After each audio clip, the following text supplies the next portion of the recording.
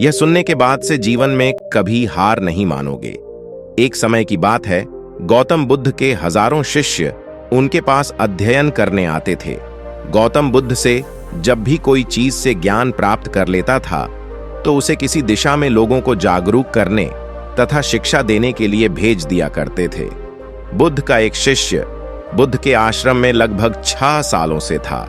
वह शिष्य महात्मा बुद्ध के पास आया और बुद्ध से कहा, मुझे यहां आए लगभग 6 साल हो गए। मेरे बाद कितने शिष्य यहां पर आए, उनमें से सभी शिष्य को आपने ज्ञान देने के लिए किसी न किसी दिशा में भेज दिया, लेकिन मुझे अभी तक नहीं भेजा। आखिर ऐसा क्यों? क्या मुझे आपका ज्ञान प्राप्त नहीं हुआ है? बुद्ध मुस्कुराए और बोले, यह तो तुम्हें खुद ही समझना पड़ेगा कि मेरा ज्ञान तुम्हें प्राप्त हुआ है या नहीं।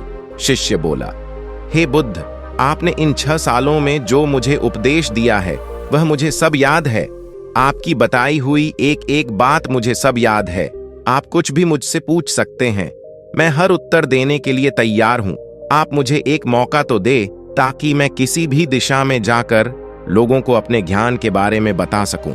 इस पर बुद्ध ने बोला कि ज्ञान की बात को याद रखने से कोई फायदा नहीं जब तक तुम उस आदत को खुद नहीं अपनाओ। शिष्य ने कहा, जो भी हो, कृपया मुझे एक मौका जरूर दें।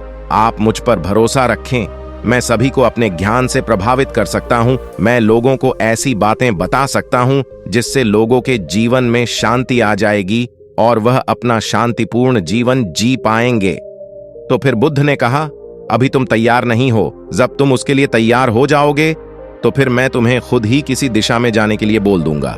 शिष्य ने कहा, क्या आपने मुझे इन 6 वर्षों में इतना भी ज्ञान नहीं दिया कि मैं किसी को प्रभावित ना कर पाऊं? बुद्ध ने कहा, ठीक है, तुम पूर्व दिशा में चले जाओ। वहां एक गांव मिलेगा, वहां से भिक्षा मांग कर लाना और अपने ज्ञान से लोगों की मदद करना। कल सुबह तुम वहां अकेले जाना और शाम में आकर मुझे बताना कि तुमने लोगों की सहायता कैसे की। शिष्य यह बात सुनकर बहुत खुश हुआ और आशीर्वाद लेकर चला गया।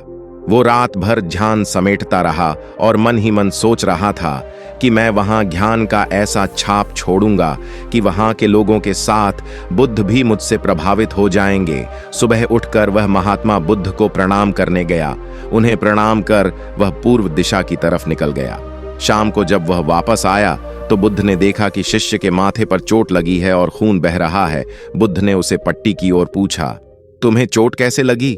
शिष्य ने कहा, वहां के लोग बेहद ही दुष्ट हैं, उन्हें जरा भी बुद्धि नहीं है। मैं उस गांव में भिक्षा लेने गया पर किसी ने मुझे भिक्षा नहीं दी, सब मुझे वहां गालियां दे रहे थे। एक व्यक्ति ने भिक्षा तो दी थी लेकिन नीचे फेंक कर और कहा, इसे उठा लो। मैंने उन्हें काफी समझाया लेकिन मेरी बात सुनने को तैयार ही नहीं थे। उन्होंने मेरे साथ हाथापाई की जिससे मुझे चोट लग गई। बुद्ध, आप मुझे दूसरी जगह भेजिए जहां के लोगों में ज्ञान हो, वो इस तरह ना हो। बुद्ध शिष्य की बात सुनकर मुस्कुराए और बोले, अगर दूसरे गांव में भी ऐसे ही गांव के लोग होंगे तब तुम क्या करोगे? शिष्य ने कहा, हे बुद्ध, मैं ऐसे लोगों को कोई ज्ञान नहीं दे सकता। वह लोग अज्ञानी हैं, उन्हें कौन समझाए? बुद्ध ने कहा, वह लोग अज्ञानी नहीं बल्कि ज्ञानी है। उनके पास बहुत ज्ञान है परंतु उनके पास खुद का ज्ञान है। अब अगर तुम किसी दूसरे के ज्ञान को चोट पहुंचोगे तो वह कुछ तो कहेंगे ही।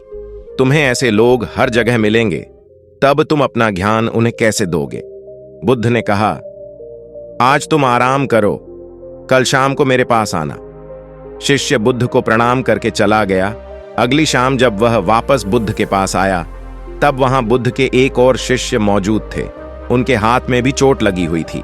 बुद्ध ने शिष्य के हाथ पर चोट देख उस पर पट्टी की और उससे पूछा, तुम्हें यह चोट कैसे लगी?